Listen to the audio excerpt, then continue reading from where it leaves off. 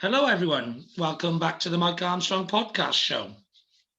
This evening, we're joined by Liz Fleming, who is joining us from Virginia, outside Washington, in the US. And Liz is an operations manager for a museum. So, how are you doing this evening, Liz? You okay?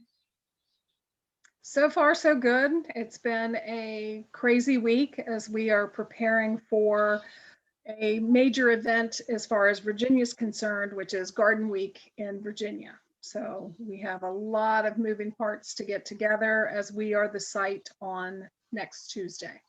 Okay, fair enough, fair enough. So, yeah, lots to be done. I know because we met on Clubhouse and we've been speaking for quite a long time now. So I know you've been open pretty much or quite consistently throughout this pandemic. Has there been any particular pandemic issues or problems you've had to deal with, or have things generally been pretty much as normal? The biggest issue that we've had to deal with is restructuring of our tours. Our tours used to be guided with a docent, and so you had someone following the groups of the general public around. So we had to retool the schedule and the tour so that it was self-guided tours, which meant really kind of evaluating the valuables and the artifacts in each room, because we'd love to think the general public is fantastic, but things do get damaged. And so the high value objects had to be secured away since the docent was not going to be accompanying the public coming through. Yeah. Do have to schedule, and then we have the cleaning protocols that have to take place after each group comes through. Yeah, so sort of like more sort of housekeeping type stuff and just changes of some systems, but other than that, not too big a change. Have you noticed much of a change in the footfall and the attendance? Of course, last year we did. At the beginning of this year, we opened an exhibit that we'd had in the works for 2 years.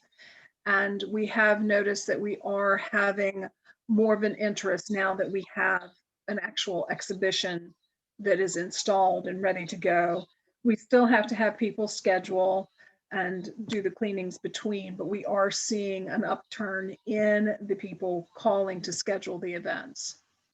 Yeah, okay, yeah, because obviously, I guess now people are able to get out and about a little bit more than they want to get, out and doing stuff again because they maybe have had a few months or a while without having to get out and about and do stuff. So there's probably parents and wanting to get their kids out and take them out for the day and get that energy used up rather than them running around the house and and all that like they've been doing during the sort of closed time. But I know some of the states haven't had so much lockdowns and some have and all that sort of thing. But and in the UK, the museums and all that were closed, but you pretty much stayed open, pretty much all of the time. Did you close down at the first lockdown right at the beginning?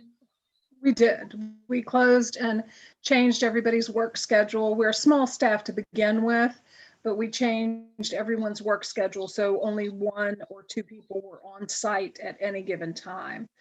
The biggest area that we actually were hit hardest was the event rentals. People do like to rent our grounds for weddings and things of that nature. And our state has been really strange with opening that back up. We recently had to participate in a petition to the governor because he opened up ballparks and he opened up concerts for thousands of people, but limited weddings to 50 people. So we had a lot of people calling to book a concert on the grounds because, Yeah, just yeah, fair enough.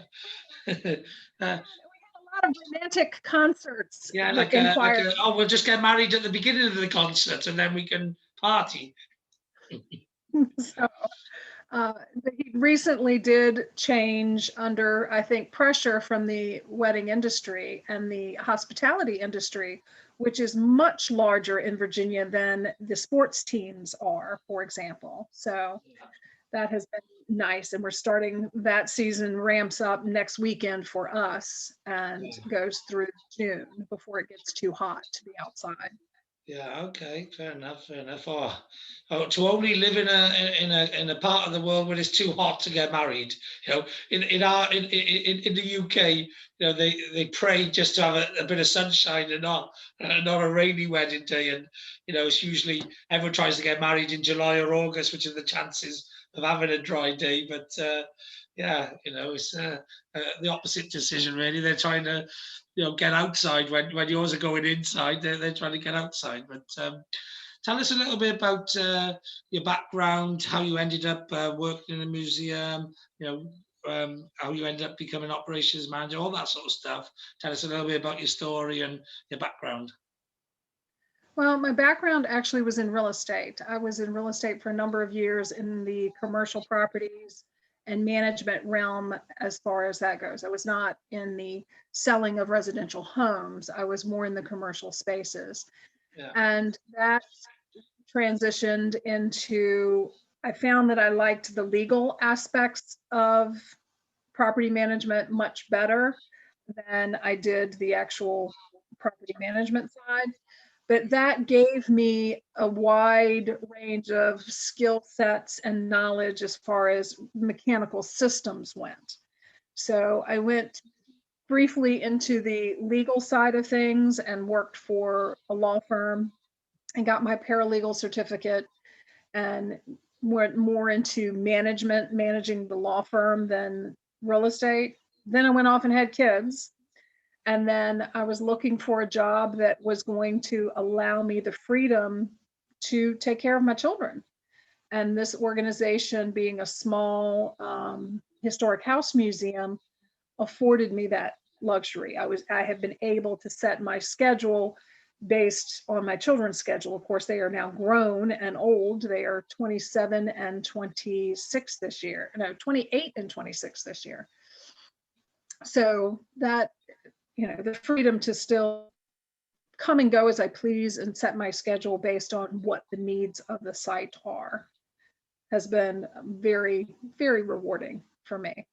So it just, that real estate piece, that legal piece all came together so that, my job is from doing IT work.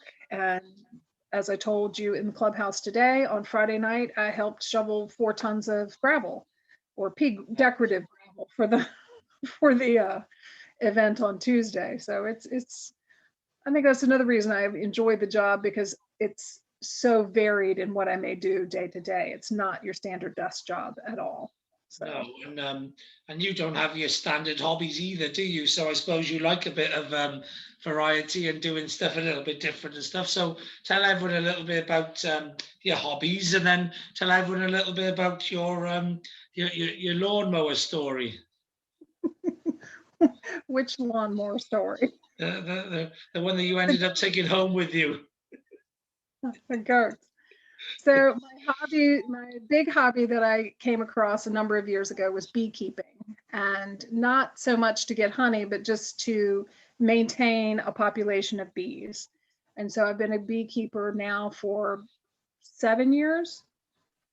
And this year the new hobby part of that has been changing out the way that I maintain the hives. I have in the past used your standard Langstroth boxes, which are all stacked on top of each other. Mm-hmm. And I'm not getting any younger, as evidenced by the ages of my children. So those get very heavy. They can be 60 to 80 pounds to lift them off with material and bees inside. So I've moved to woodworking and built my own lay-ins hive this week. So, and I get my bees on Saturday because we had a property nearby sprayed and took out my bees last year, along with my neighbor's bees last year. So we're having to start fresh and send out a reminder to our neighbors that there are bees in the area and to please let us know if they're going to spray chemicals on the farms that are around us. And then my other hobby and how I ended up out in the farm, which you can see the sun coming in right now, is in 2018, I had a goat dropped on my desk, little baby goat. And the organization, the museum that I work for, is very tolerant of my crazy ideas. And one of those crazy ideas had been natural organic grounds maintenance. And so we had brought a herd of goats in to clear our back hill. And this little guy got abandoned by his mom. And so I was asked to foster him and took care of him on my desk, and then took him home and bonded with a baby goat. And we had to sell our house and buy a new house, and then buy the goat a new goat to have as a friend. And so that is my other hobby, is my pet goats. And they are spoiled rotten. Everybody asks, What do a goat like for treats? For being spoiled. they like bananas. It's a very symbiotic relationship because they love banana peels. So everything that I used to compost now can go as a snack. If I pop some popcorn and their kernels left, they like the kernels. If I strip the skins off of a cucumber, they like the skins of a cucumber. They like the peels of the banana. So they get a lot. They love licorice. They're like the little green bin. They're like the little green bin I have in the corner of my kitchen for putting all the organic stuff in. Yeah, they're like that. But instead of having to put the bin out once a week, they just they take the bin out themselves and they put the rubbish in the corner. It goes through the front end and out the back end. It gets turned into new compost to help the roses grow. And it does, because goat poop is less, now that we'll just talk about poop now. Goat poop is less harsh than chicken poop. It won't burn your plants. The chickens, because they're omnivores and they will eat, of course, little animals and mice and each other in some cases, their poop has a harsher burn nitrogen level, I believe. And the goats don't, because they are all, plant material. And so that actually fertilizes your plants much better than chicken poop. Yeah. Oh, there we are then. So that comes in handy. So all that peels, like you say, it gets composted much quicker. Yes, it does. Good. So yeah, what's the plans then for you? Are you ever going to go back to real estate? Are you happy with where you are now and in the museum and that, or you got any other sort of plans for yourself and your future, or what? Well, one of the things that we just came across that my husband has supported, he's very tolerant, is we are going into more woodworking. I'll have to put a picture up of, we have had to take some major trees down at the museum. And again, the organization that I work for kind of embraces my crazy ideas. And so instead of having the tree cut up and chipped, I had the tree milled on site. And now we brought the wood out to my house because I have a barn to cure it in. And so we're going to sell the live edge, and it's a 50-50 split for whatever I make on selling the live edge. So that's our next stage, is woodworking. Like I said, we built the lay-ins hive, which is a completely new design. And in part of my research, I found out that there is a movement, at least in Europe, for creating bee beds where people can come, and you design the hive so that the people can come sit on top and have a meditative time in the hive, but safe from the bees, to feel the vibrations, to experience the rhythm, to experience the smells and sounds and vibrations of the hive. And so that's going to be our next build between woodworking the live edge. We're going to build a bee bed and have it, and see if people want to come out and experience that. So it's a bit like a bee yoga, really. You know what? Bee yoga. I like it. Bee yoga. That sounds like a good merchandise range. Bee yoga, or be more yoga. I took Ricky's advice today, and because of the goat and honey, Horns and Honey, I now own hornsandhoney.com and .org in case I want to go nonprofit. Yeah. Yeah, So sounds good. It's why not? You know, they cost next to nothing to buy those domains, and you might as well park them. And if you get inspired and you decide to do something, then why not? Isn't it? You have to find a way. Like you get like these cute pet videos with like one strange cute creature with another one. And they bond. Sometimes as they're both pets, they end up bonding together and stuff. You have to find a way of getting your goat and your bee to bond. they will freeze when they hear a bee. They know that that's what that means. So they're just they freeze up when they hear the bees. But yes, no, it's those are my new hobbies, is seeing if I can monetize an experience and get people to be more comfortable, so Yeah. to speak, around the bees, because they really are not aggressive by nature. I mean, No. clearly there's some Africanized strains out there. But by nature, honeybees are very, very docile and less threatened. And that's, Yeah. but I get the on my own, and you're confronted with 60,000 bees right there. You're like, oh, Yeah. I'm not bothered by them. I think they're the sort of animals that you say, the creatures. If you don't bother them, they don't bother you, sort of thing. But if you start bothering them and whipping your arms around and being a bit of a loon, like some people do, it's like, I think because people have had a bad experience with a bee, they like overreact, and then they're more likely to have another bad experience with them then because they're causing it, like. Whereas I always just like, you know, I'll flick one away if he's starting to come too close, or just ignore him when he's flying around, and now they'll generally go off and fly somewhere else. So yep. that's what I always think. Just ignore them and then go away. Same as most annoying adults. Ignore them and they'll go away generally. Most cases, yes. Sometimes, Yeah. sometimes they So hang around, but most times, yes, they yeah. do. Yeah, definitely. So do you still take your goat to work with you every day? Does he come out and do the garden while you're working in the office? Uh, I do take them to work on occasion. I do have to keep them in a fenced area. Um, the site is not 100% secure with gates during the day, and so when I do take them, I have to bring my own fencing to put them in a contained area.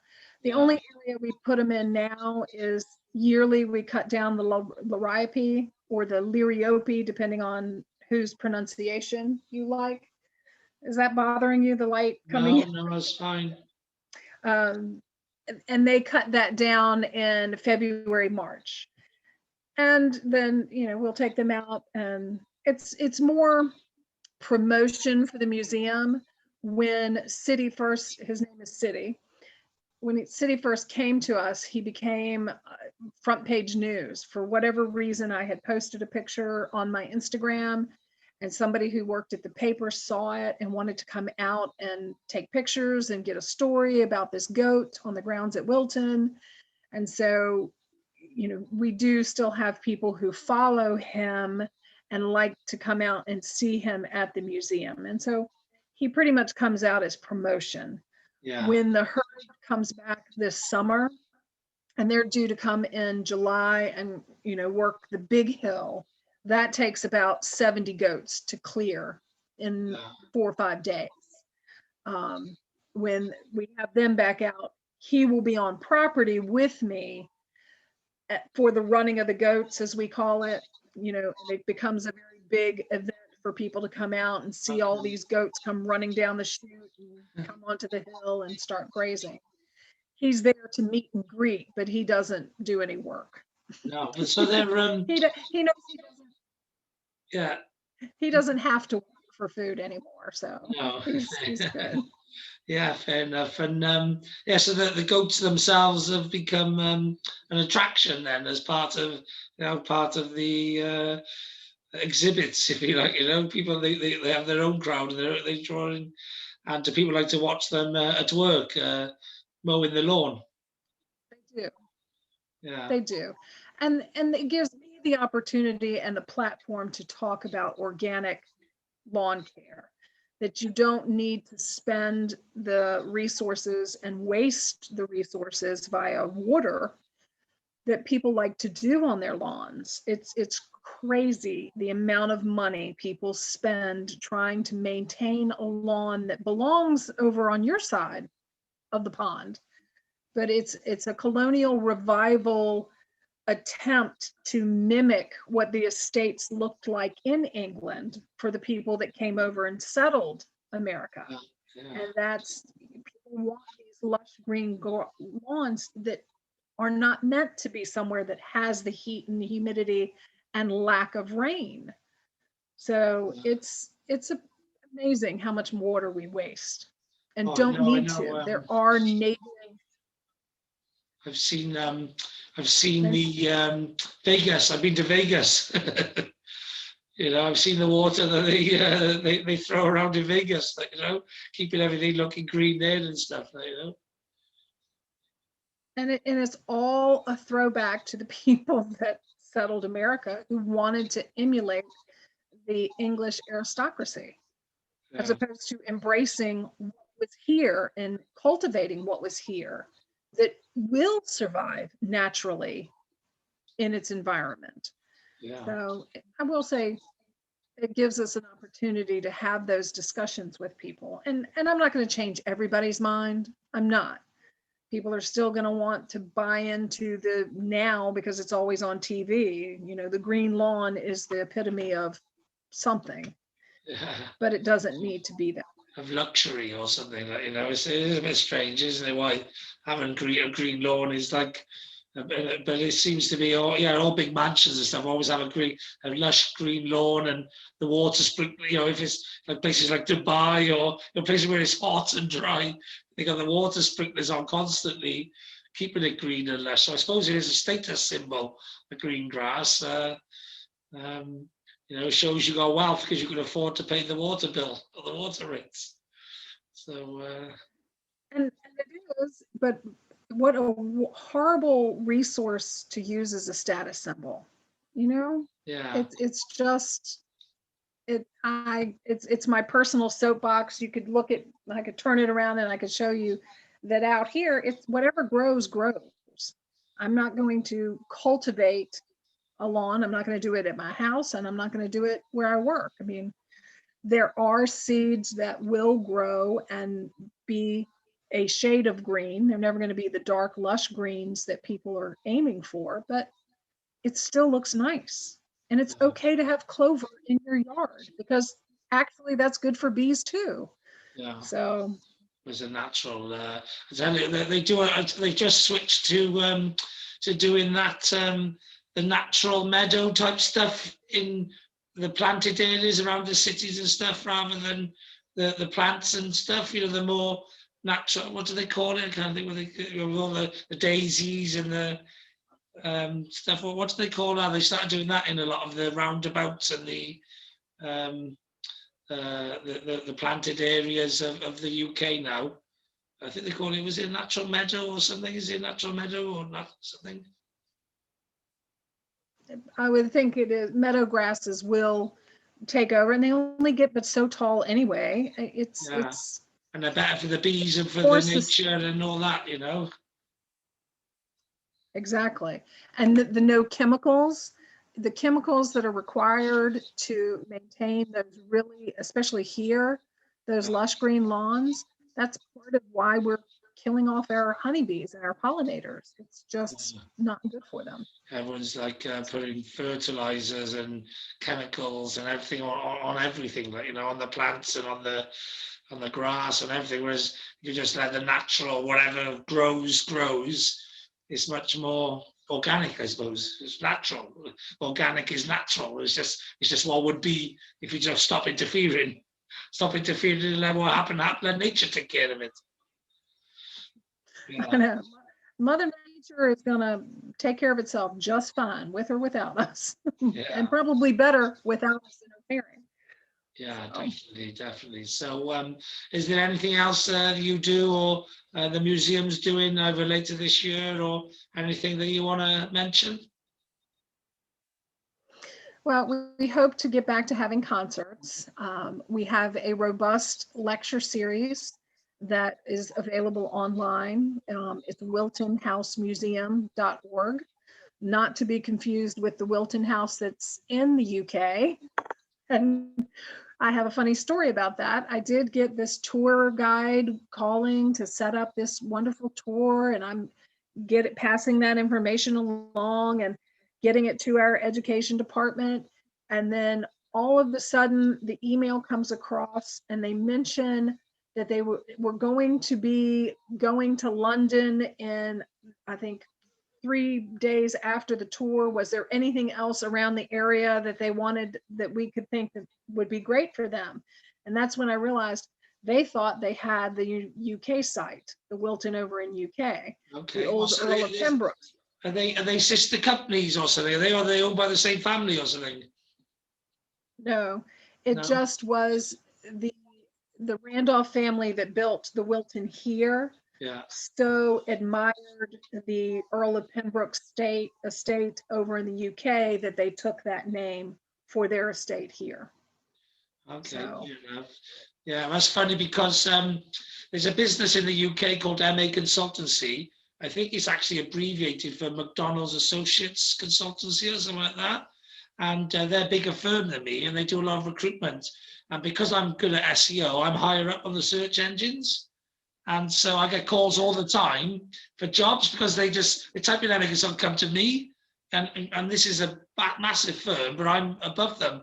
So like people ring me up all the time and they're like, oh, can you tell me so-and-so about this job? Or I'm going to be coming in for this job and I might be a bit late or whatever the call may be. And I'm like, I think you got the wrong MA Consultancy, like, you know. At the moment, I'm not doing any recruitment. If ever I get to a point where I'm doing recruitment, then it'll get confusing then, like, you know. But unless I'm doing recruitment that is the same sort of job roles that they are, and then I'd be like, oh yeah, that's the one. They can do all the advertising, and I can do all the recruitment. So yes. I'm gonna have to sit down with you on the SEO then.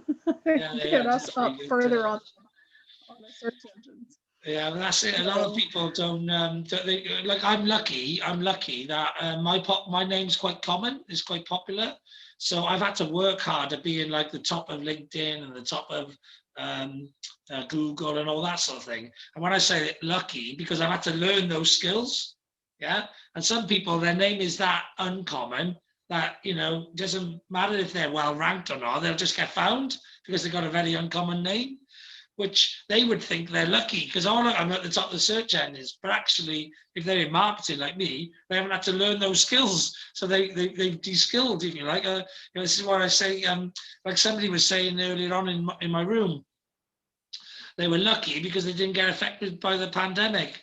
And I said, well, you could be lucky. I said, but you might be unlucky because it may be that it was Australia. I said, it may be that you just haven't had it yet, you know what I mean? And so you may end up having, when everyone else is back to normal, you're then going through it again, but on your own, like, you know what I mean? Which could actually end up being unlucky. I said, but I saw also, she was a hairdresser, so she haven't had to do too much because her business has been running right the way through.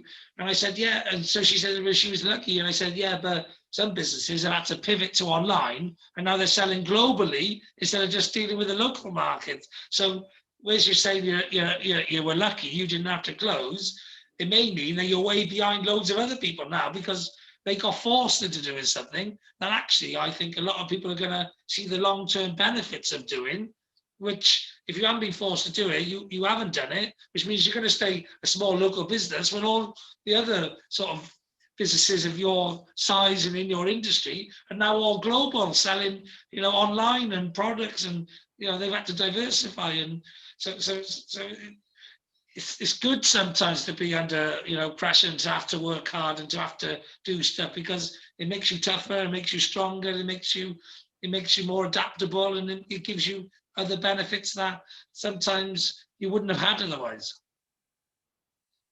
And we did find that at the museum. We found that we were able to reach a wider audience with our lectures being online and in a Zoom format. So much so that when we go back to being in person, we plan to continue having that as an option and a format, because a lot of people like to come on site. They like to have the lecture space there and be able to talk and interact more personally with the speakers. And some people just lack perhaps the mobility to get to the site and would prefer to watch from their own home. And so I think from a hybrid perspective, we've expanded our reach by absolutely, we know we have. Yeah, well, So that's it. I think that's Yeah, when I bring, if I was you, when you bring him back, the curator, the show person, the guide, whatever, you want to put a camera on them somewhere, or a camera and a mic and that, and let them curate or guide the online community at the same time. do the virtual tours. Yeah. So they're doing a real world and virtual tour combined, and the people who are disabled or in other countries or whatever, they're having the same experience. You book them in just like you would, are you online, or you book in, or if you want a 12 o'clock tour or the 2 o'clock tour or the 4 o'clock tour, they become a virtual passenger. I will have to upgrade the Wi-Fi in the house, which has its problems because it is 2 feet of brick interior walls on the lower downstairs floor and 18 inches of brick for all the interior walls on the upstairs. And then because we moved the house, there's a layer of concrete between each floor. So Wi-Fi, sketchy, but that could be worked out. I got a better strategy for you.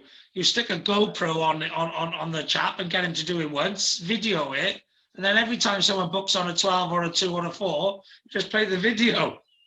So it's like as if they're going on the tour, but it just happens to be the tour yesterday or the tour last year or whatever.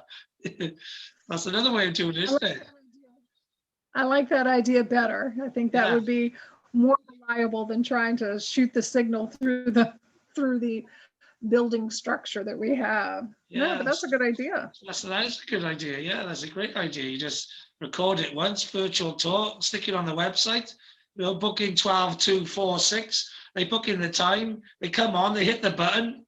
They think they're doing a live Zoom or whatever. The guide says, "Oh, hello, welcome to your 12 o'clock tour or your 2 o'clock tour or your 4 o'clock tour." You could have that one line, dubbed in, or you could have, just welcome to your tour, yeah, and think about how you make it evergreen, and not time specific, yeah, and then you take them for a round for a tour and everything. They think it's live, but they just hit the button and it was a video. And you could have you could set up a chat bot, and then they could ask the guide questions, and it could be going to a live chat thing, and then they give them response back, like a real live interactive tour. I am liking these ideas, and I am definitely bringing them up in our next staff meeting as a way forward post-pandemic and expanding the reach as well. I think it's a great idea. Yeah, definitely. And you could have you could do the same thing with the goats. So you could put that online, and you don't have to it doesn't have to be seasonal then. You could put it on any month, because you could just say, yeah, we got the goats again this month, or catch the last time they were in. They're not back until June, but it's only February now. But you can catch last June's experience. You could put a GoPro on your goat as the tour guide, and you can have a goat's eye view of the munching of the grass. I might have to try to do that. City will let me put things on his horns. Borg, not as much, but City will let me put any kind of hat or attachments to his horn, so that could be a very real possibility. Well, I love tech, and I love innovation and streaming and all that sort of stuff. It's just being creative at the end of the day, and you've got a platform, you've got a unique venue, and you've got all stuff going on. You've got a crowd there that obviously likes to come and watch it. So, you've got the crowd, you've got the venue, you just got to come up with the tech and the ideas. So if ever you need any out of the box thinking, I'm up for that. I'm always I'm always very creative. So I've seen a lot of tech I have in my life. So once you've seen a lot of tech, it's just pulling bits off one thing and into another to come up with a new idea, Very, very, very true. Yeah. Yeah, brilliant. So I look forward to seeing City, the star of his own streaming show, a goat's eye view of Virginia. They Brilliant. put it on when he's traveling in the car too. Yeah, yeah, exactly. And well, actually, I tell you where they would be popular. I think is he house trained? No, he's not Oh, house trained. okay, no, because I was going to say if he was house trained and he was walking around the house or whatever, that's when they'd be popular, because you know that's like a fish out of water type scenario, isn't it? It's a bit like was it Crocodile Dundee when he left Australia to go to the city of New York? It's that sort of fish out of water experience that makes everyone intrigued because it's different, it's unique. And I think that's why, because when he was little, he wouldn't go on the grass. He was so used to following me around everywhere. And so Yeah, he was always on a sidewalk. He was always on a piece of furniture. I did have him diapered and yeah, contained when he was little. And so that I think is why the newspaper was so interested, because he didn't like the grass. And no, it took him a while once we moved out here for him to really enjoy being in the grass. But yeah. he rides in the car like a champ. I mean, he's just like, you know, Yeah, he's just used to it, just because he grew up with yep, it, So that's the thing. Yeah, yeah. Whatever whatever animal it is, really, whatever they start off with doing as a youngster, then that's what comes into the muscle memory and the habits and then whatever. And yeah, I suppose he got used to his creature comforts, and the grass wasn't as comfortable as the carpet. exactly. That was really fascinating when we got Borg. And because I'm a Star Trek nerd, Yeah. Borg, Borg is also city in Icelandic. So I have two Okay. cities. Yeah. Borg would look at City like he was insane when he would curl up with me and get on my lap. And, he's a little too big to climb up in my lap anymore. And it took about 4 months before Borg finally realized that people were good. People were kind of nice, and they will scratch you and give you really love, rubs and Yeah. belly rubs. And what triggered it was I had some friends' goats that City was used to come stay with us. And Yeah. so suddenly Borg was watching 3 goats want to come up and get loved on. And so he kind of came up that day and was like, what's this all about? And then that was it. Once he got his pets and scratches, he's just like, Yeah. wow. Yeah. This is good. This is good. I just come up with the name of a book for you as well, actually. If ever you want to write a book about your goat story, because like I say, you've already got people who are interested, and I think it's a good story. Especially you having to relocate because of the goat as well. That all adds to it. So you could actually write a book called "The Tale of Two Cities." Exactly.